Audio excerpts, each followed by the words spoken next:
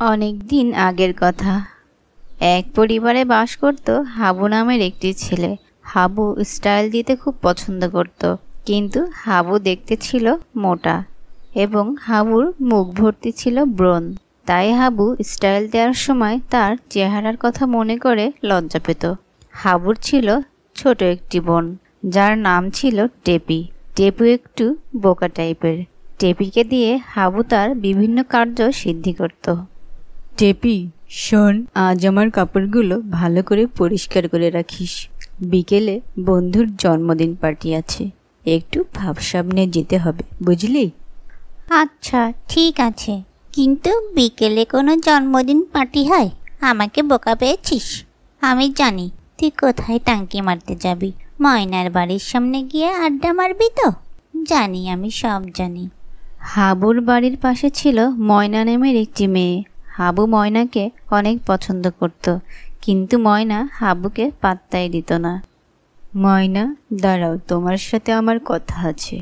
তুমি running graduate ছেলের সাথে কথা না বলে চলে যাচ্ছ? আমার তো একটা প্রেস্টিজ আছে, তাই না? আর কতদিন তোমার বাড়ির সামনে দাঁড়িয়ে থাকবো বলো তো? তুমি আমার মূল্য কবে বুঝবে ময়না? শোন হাবু, 3বার ইন্টার ফেল করে এবার অটো পাস করেছিস, আবার রানিং গ্রাজুয়েট হয়েছিস। আর শোন, তুই আমাকে তুমি করে বলবি না। আমি তোর 1 বছরের বড়, বুঝেছিস? আর আমার বাড়ির সামনে যদি তোকে কখনো দেখি, তাহলে তোর মার কাছে নালিশ করব। তোর মায়ের দেওয়া শাস্তির কথা মনে আছে? বাসন মাজা। আর নিজের চেহারা দেখেছিস কখনো? মেয়েদের মতো সারাদিন চর্চা করে মুখের 12টা বাজিয়েছিস। আয়নায় নিজের চেহারাটা গিয়ে দেখ। অটো পাস হাবু হসমত। ময়না, 1 বছরের বড় কোনো ব্যাপারই না। তুমি কি হিন্দি ফিল্ম দেখো না? বিশ্ব সুন্দরী ঐশ্বরিয়া তার স্বামীর থেকে বয়সে 3 বছরের বড়। আমার কাছে এইসব কোনো ব্যাপারই না ময়নামতি। তুমি শুধু হ্যাঁ বললেই আমি তোমার বাসায় প্রস্তাব পাঠাবো, বুঝেছ ময়না? ময়না হাবুর সাথে কথা বলে হাবুর মায়ের কাছে গিয়ে নালিশ করলো। হাবুর মায়ের কাছে নালিশ করে ময়না তার বাড়ি ফিরে চলে আসলো। এই হাবু, দাঁড়া, তোর সাথে আমার কথা আছে। আজ ময়না এসেছিল তোর নামে নালিশ করতে। পড়ালেখার নামে সারাদিন রূপচর্চা করিস। আজ থেকে তোর বাইরে যাওয়া বন্ধ। টেপির ছুটি। আজ থেকে ঘরের সব কাজ তুই করবি, এটা তোর শাস্তি। এই কথা বলে হাবুর মা সংসারের সব কাজ হাবুকে দিয়ে করাতে লাগলো। আর টেপি সেই সুযোগে হাবুর রূপচর্চার যত প্রসাধনী আছে তা সব ব্যবহার করতে লাগলো। এভাবে হাবুর শাস্তি চলতে লাগলো। একদিন হাবুর বন্ধু হাবুকে ফোন করলো। হাবু হাবু, তোর ময়নামতির বিয়ে ঠিক হয়েছে। কিছুদিন পরে ময়নার বিয়ে হয়ে যাবে, আর তুই ঘরে বসে বাসন মাজবি। হাবু ময়নার বিয়ে হয়ে যাওয়ার কথা শুনে খুব মন খারাপ করলো এবং ময়নার কাছে গেল। ময়না, তুমি নাকি সত্যি বিয়ে করে নিচ্ছ? তোমার মা বাবা নাকি তোমার জন্য পাত্র দেখেছে। কিছুদিন পর তোমার বিয়ে। এতদিন ধরে আমি তোমার জন্য অপেক্ষা করে আসলাম, এর কি কোনো দাম নেই? তুমি আমার মনে কষ্ট দিয়ে অন্য কাউকে বিয়ে করতে পারবে? হাবু হাসমত, নিজের চেহারা দেখেছিস? আর খেয়ে খেয়ে দিন দিন যে মোটা হচ্ছিস, তাতে তোকে কেউ পছন্দ করবে না। আমার বাড়ির লোক তোকে দেখলে হাসবে, বুঝলি হাবু? আর চেহারা ভালো করতে গিয়ে এটা ওটা মেখে মুখের কি অবস্থা করেছিস, দেখেছিস কখনো? এই চেহারা নিয়ে আসিস প্রেম করতে?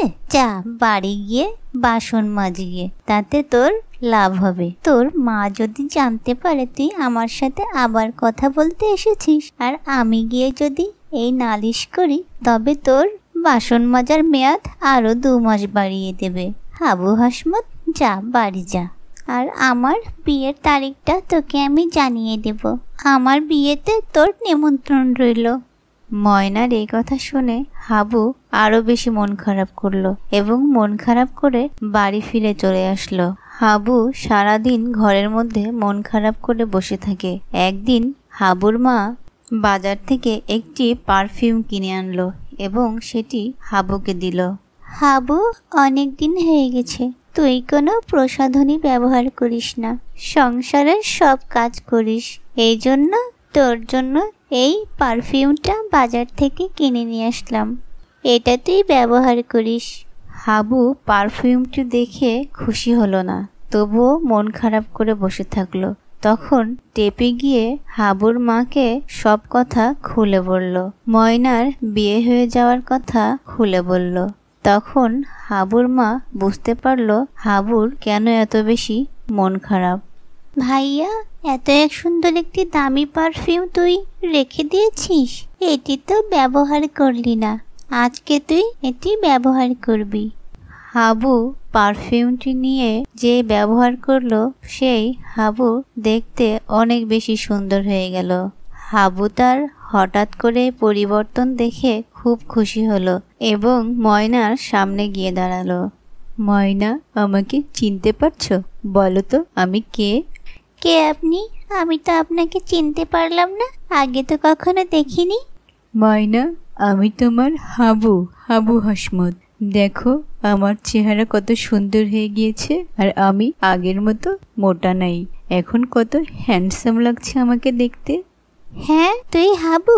তুই কিভাবে এত সুন্দর হলি? তোকে চেনাই যাচ্ছে না, আমার তো নিজের চোখে বিশ্বাস হচ্ছে না এটি হাবু।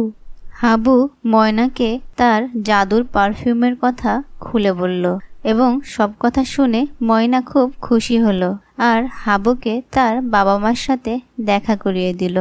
ময়নার বাবা মা হাবুকে দেখে খুব পছন্দ করলো এবং বিয়ের দিন তারিখ ঠিক করলো।